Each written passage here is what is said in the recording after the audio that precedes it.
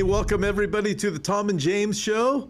And listen, folks, we have some rather interesting news. Apparently, James, did you know that virtually every time you're on this program with me, somebody has, you start fires. You bring up topics that just, they challenge traditional prophecy thinking. And here's what I think happens. We're going to get into one of them in a few minutes. It's the rapture. And here's what happens is there's so many Bible prophecy teachers out there that have been teaching something that's been handed down for generations. And they've never really studied the passage itself, and they've just always gone along with regurgitated what they've heard before. And you and I pointed out some things over the last several years, but lately you pointed out several things, and one of them being some rapture interpretations that I want to get into today, not alone to mention the fig tree, which really stirred up a hornet's nest amongst a few other things. But I want to go there. But so it is true, isn't it? Every time you're on my show, stirring up. It's you, Tom. You want to stir up the trouble. I do. I like to stir it up. Listen, I think that people need to think, and they're just told something and they believe it and go with it. And unfortunately, some of these things are just traditional teachings. But I like to stir up people to think. I don't like getting yelled at online and those kind of things, and neither do you, but it does happen. But nevertheless, I think that Christians do themselves good if they think about some of the things. But with that, before we get to the rapture, and I know it's going to stir up a little bit of a hornet's nest, however, we got some facts we want to lay out too.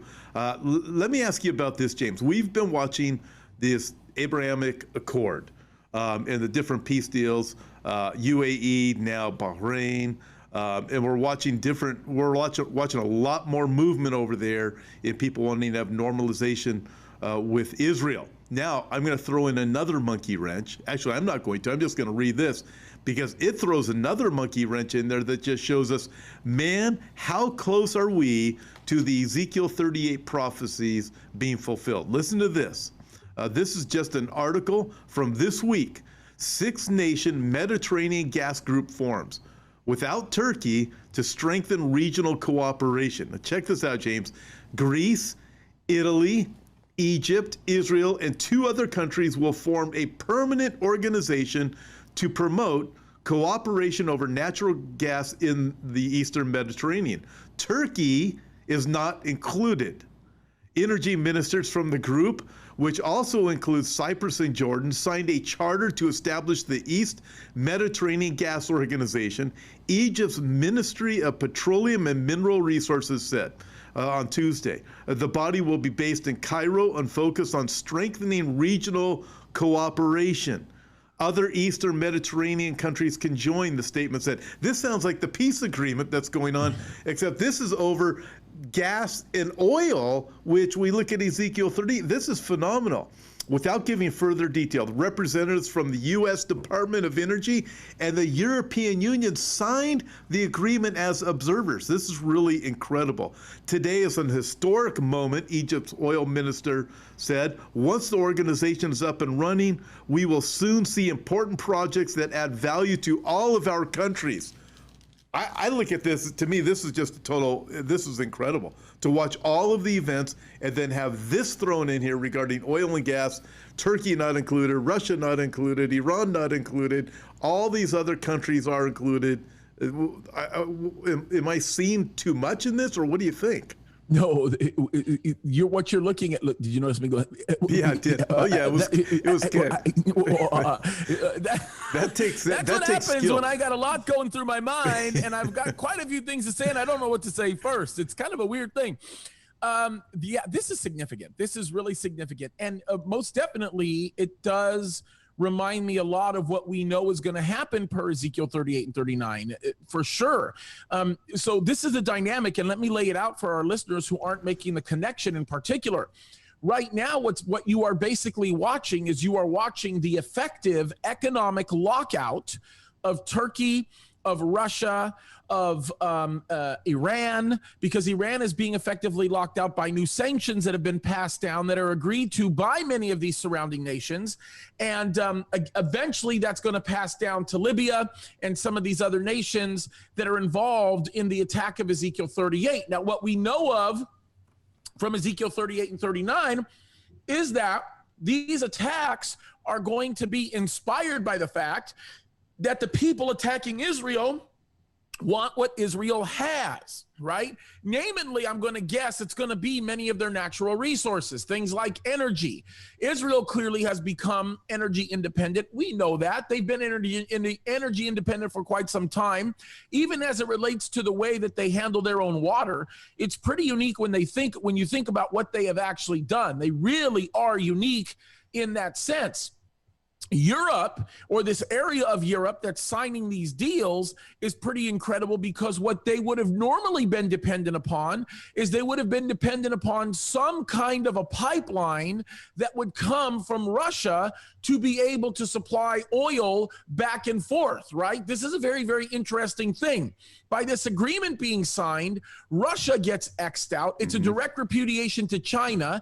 It is most definitely a signal that's being sent to OPEC saying, hey, we might want to go to the table with you, but we're going to bypass everybody else. And quite frankly, Israel may even go so far as to allow rights to run the pipeline through areas of the Mediterranean surrounding up into this area of Europe.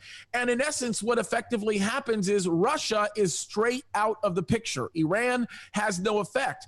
It's really, really, really interesting. And the energy interests that exist within Syria really, in essence, are belonging to the United States, because that is the small contingency of soldiers that we have left behind in the region. Those are going to be the soldiers that are holding on to the oil interests that, of course, the president rightly believes is effective payment for all of the stabilization work and rebuilding work that we've actually done in the region. So what, in essence, this does is it increases the desperation that exists with Erdogan, with Putin, and with all of these other people that are surrounding these areas to be able to solidify their energy independence. Now, don't get me wrong.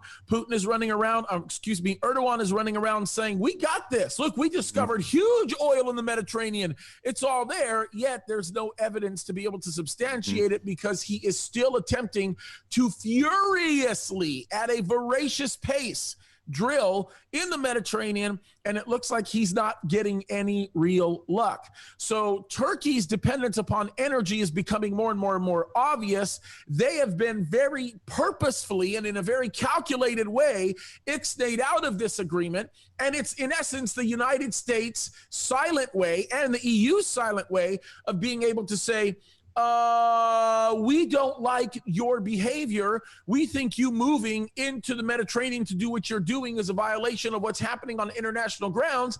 And considering the fact that the United States of America still has a relatively good relationship with Turkey, per the relationship that Trump has with Erdogan, they're not doing anything that exists in the form of an official sanction. They're basically saying we're supporting this agreement, this economic agreement that's going on in this portion of Europe, understanding the fact that if Turkey wants a piece of this action, they can jump on, so long as they're willing to knock off all the nonsense that they're trying to do right now. Erdogan won't have anything to do with it. He'll still play nice with Trump, because he knows that Trump has the power of the force of the United States of America. And so he's going to continue to play nice, not like completely, I'm going to kiss up to you, Trump, but he's certainly going to play nice enough to kind of create his own boundary lines. But truth be told, it gets a lot more significant than that, in that the defense of the border that is going to be on the east end of Turkey is now left up to the responsibility of the Turks. And what's even more interesting than that is that as they are beginning to take on the responsibility of policing their own borders, energy independence has become so much more critical to Turkey, which is why, can you smell it? The desperation is increasing and increasing. increasing and increasing.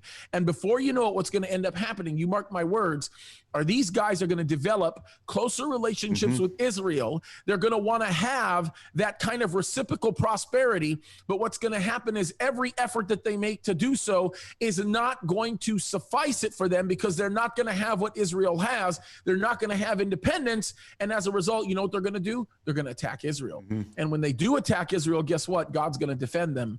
And it's going to be a remarkable fulfillment of prophecy. Yeah, I find this absolutely incredible to watch from the geopolitical side. You know, there's different signs in the Bible regarding the second coming of Christ. And you look at this one, there's signs with natural disasters. You just start lining them up. But the geopolitical ones, it is just unbelievable how just in the last 30 days, the alignment, the peace agreements, and now this taking place. And then you look in Ezekiel chapter 38, the attack from Russia and Iran and Turkey comes at a time when Israel is dwelling in peace and safety. And, you know, I'm looking at these peace agreements. I am thinking that is the direction all of this is going. And you also look at it this way. Israel, until recently, had no knowledge of any oil or gas that they had any right, at all. And yet all of their neighbors had oil and gas, but they didn't have any. And then suddenly you come to the last days where God says that this invasion is going to happen against Israel, and you can tell that it's because of it's plunder that they want. There's a resource that Israel has that Turkey and Russia desperately want, and Iran wants to eliminate Israel anyways. So you look at this and you realize Russia and Turkey are being cut out, and they don't have the ability to sell any resources. Russia's lost their ability or is losing their ability. Turkey thinks they have it, but might not even be able to produce it. And now Israel is becoming this, they're becoming like the strongest nation in the world when you start looking at what's happening right now in their alignment with these Arab nations, and then with this agreement over oil and gas. It is just mind-boggling to see how all of this is developing right now, all at the exact same time. I just find it absolutely fascinating.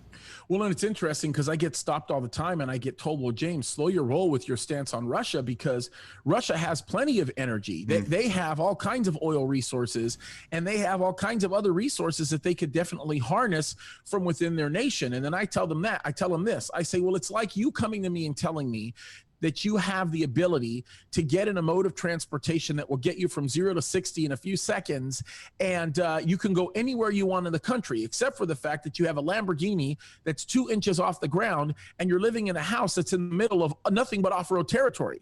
But what good is a Lamborghini? You can't drive that thing anywhere. There are no roads made for it.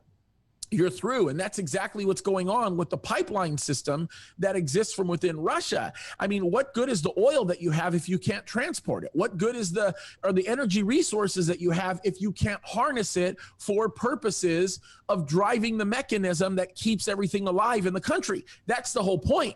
So they're kind of dead in the water in many ways. And what they're trying to bring in or export out becomes dead in the water, because if they don't have the road for the proverbial Lamborghini, they really, truly, in essence, don't have the Lamborghini, if you know what I mean. I mean, that's in essence, it's like, what good is it? It's like someone coming up to me and saying, well, James, beta is the best, beta tracks. Oh, those are the best ways to listen to music. And I might say, okay, yeah, you're right. It was warm and sounds really great or whatever, but who's got a beta player? Yeah. I mean, I'm outdating myself. People listen to me and they go, my goodness, I don't even know what you're referring to, James.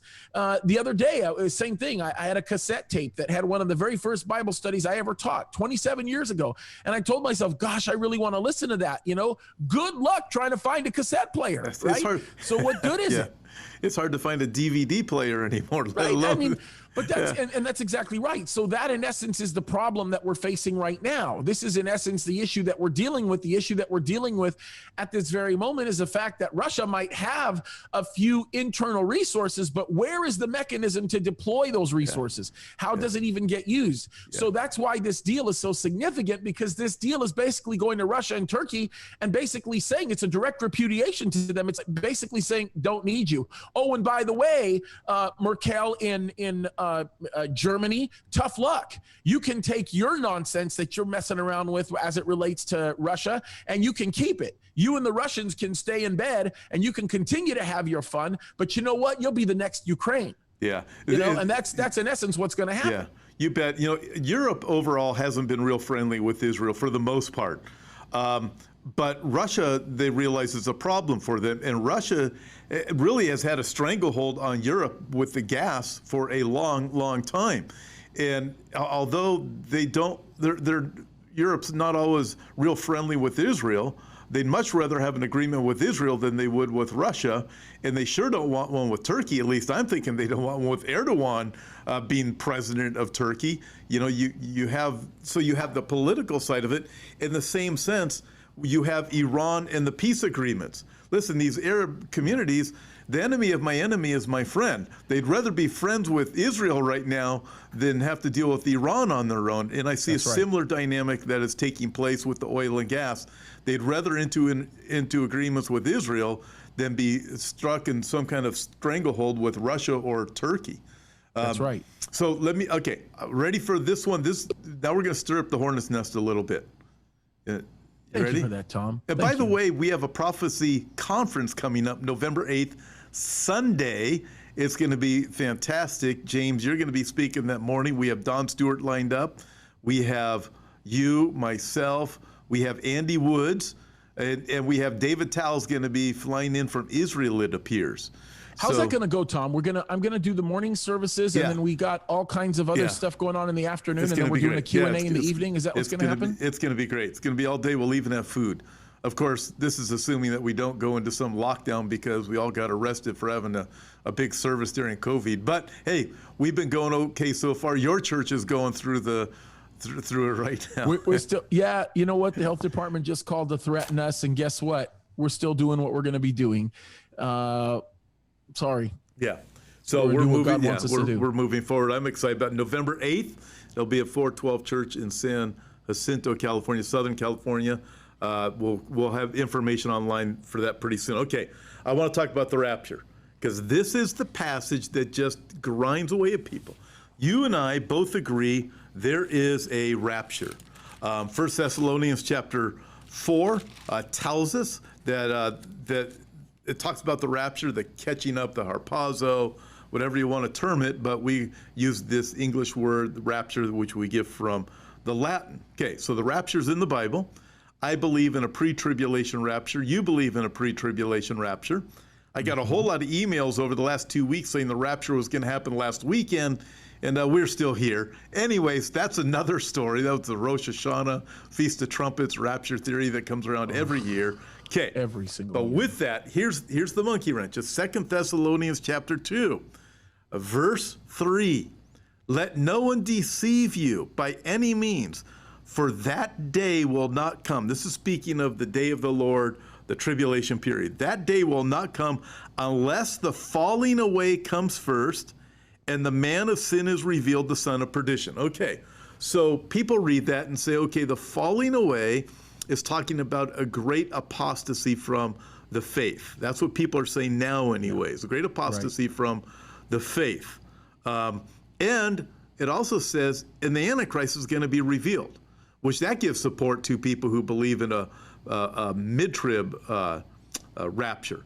But anyways, you read this, and James, I'm studying, reading Andy Wood's books and other writings on this passage, 2 Thessalonians chapter 2, and all the old translations, listen to this.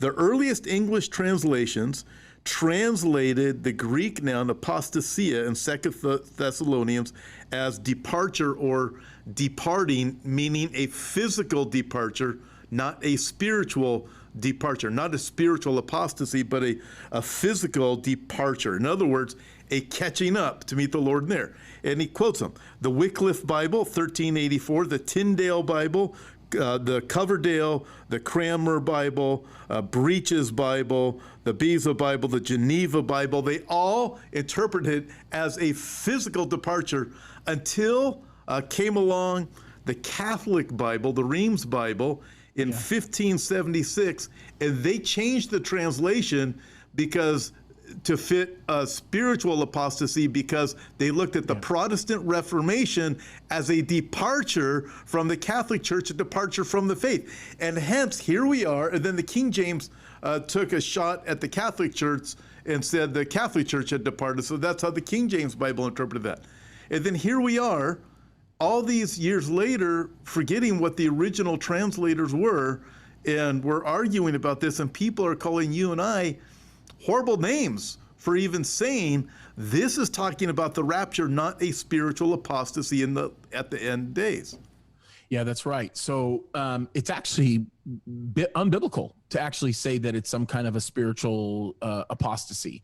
When you look at the Greek language, you look at the original word, apostasia, very, very clearly here, especially based on the context, makes direct reference to the fact that we are talking about a physical departure, the departure. By the way, the context of the whole passage brings light to that fact. I mean, think about it. Look, let me just read it from verse 1. He says, now concerning the coming of our Lord Jesus Christ, and I'm translating this directly from the Greek language, so hopefully it makes a little bit more sense, right? So now regarding the coming of our Lord Jesus, the Messiah, and our being gathered to him or being brought together to him, we ask you, our brethren, to not be easily upset or agitated in mind or troubled or bothered in your spirit, or by some kind of a message through a letter as if it were imposed by us, alleging that the day of the Lord has come.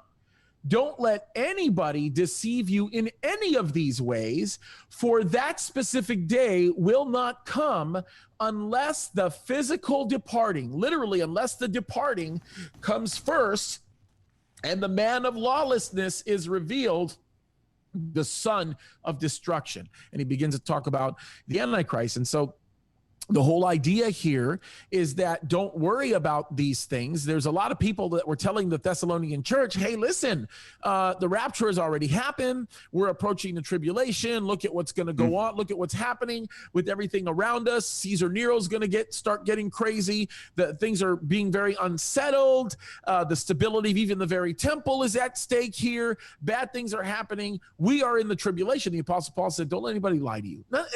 All of that is baloney.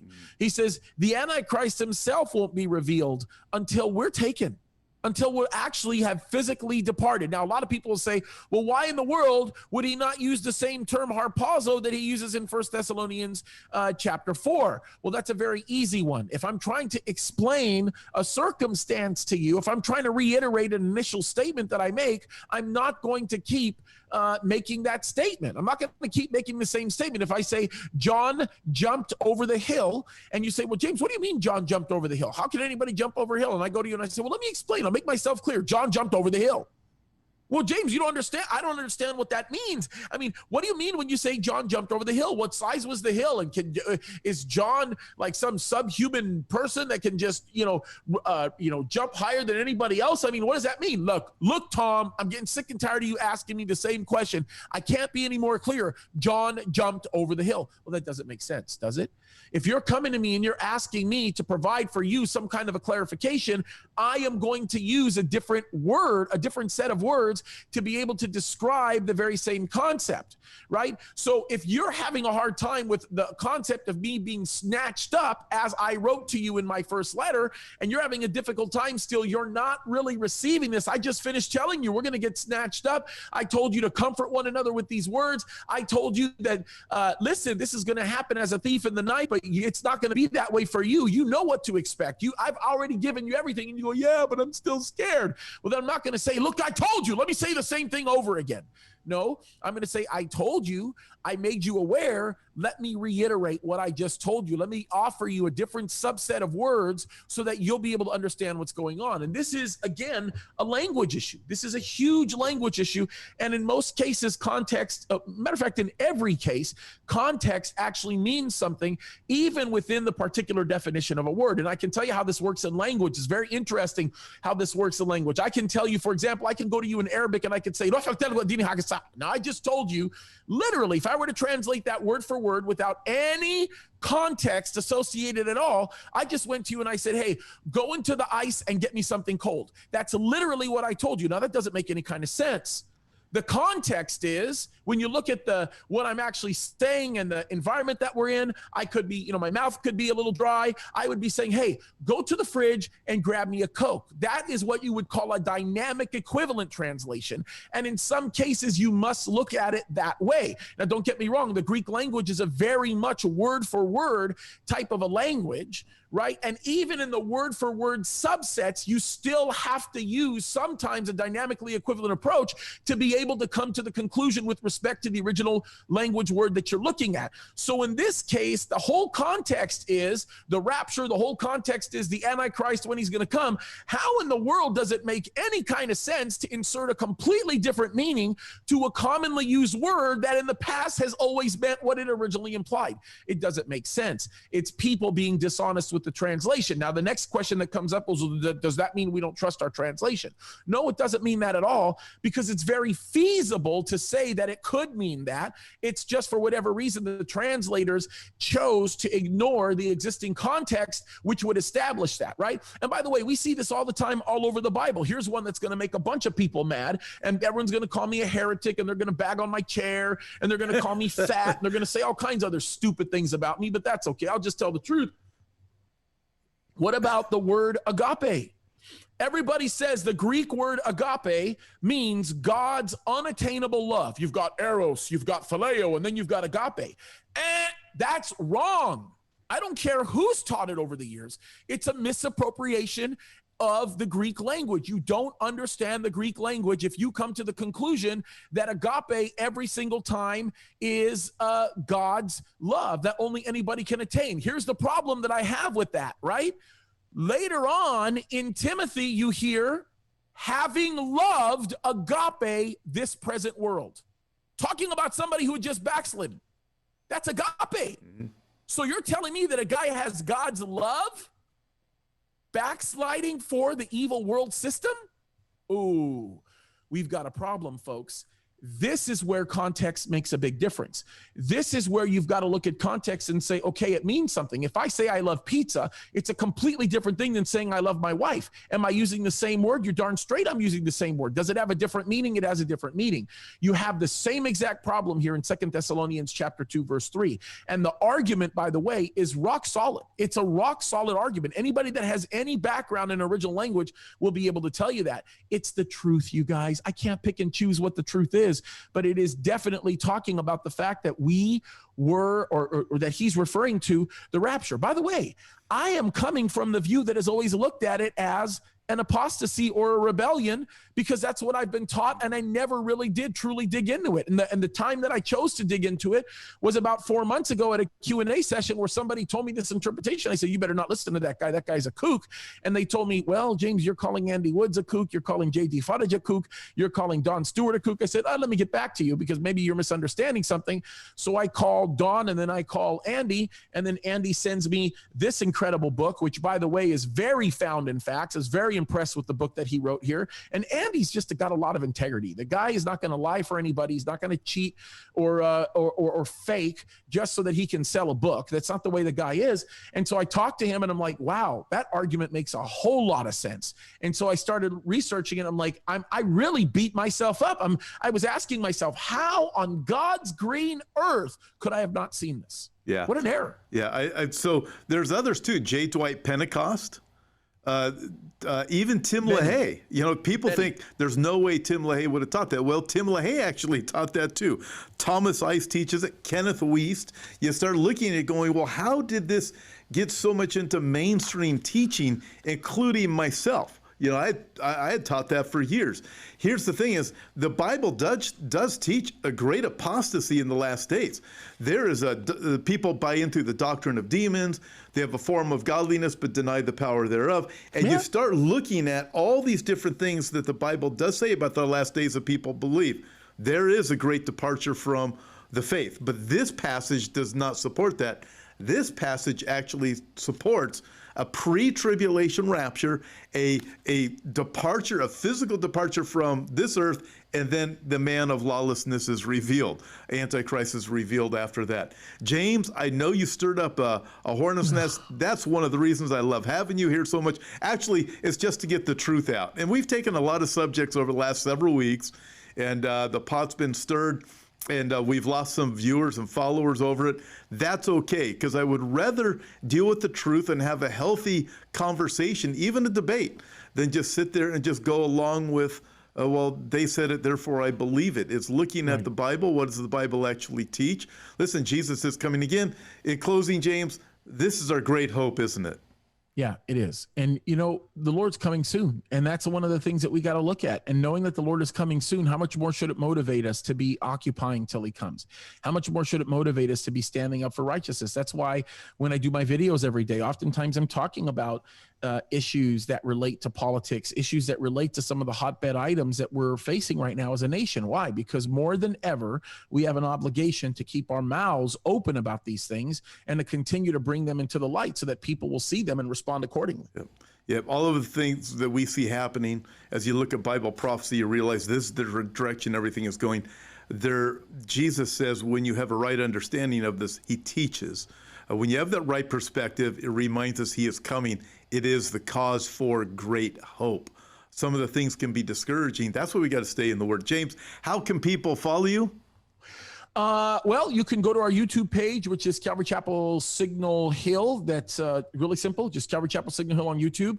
You can follow me on Instagram. That is at James Kaddis. On Facebook, I think I'm at james.kaddis. Yeah, we'd love to have you go over there and take a hold. And we have also a Real Hope with Tom and James. I think that's what it is. It's Real Hope with Tom and James. You can go there, and we've got that there. And that just exclusively lists all the things that Tom and I do together. That's what we put up there, and it's a great YouTube page. We got lots of people that are joining that and watch videos there too. So, and then of course, Tom's going to talk about his YouTube channel, and we need to grow that thing big time so that as the censorship attempts continue, we'll have a lot more influence in being able to stop that. Yeah. So I appreciate that, James. You can, this YouTube channel where you're watching this, if you haven't subscribed to it yet, I ask you to. Also, make sure that you share these videos that we do, these podcasts that we do. The more you share them, the more desks and phones these videos come across so people can view and hear the truth for themselves. We have the answer. We have the gospel of Jesus Christ, and he is, not only did he come the first time to save us, he is coming again.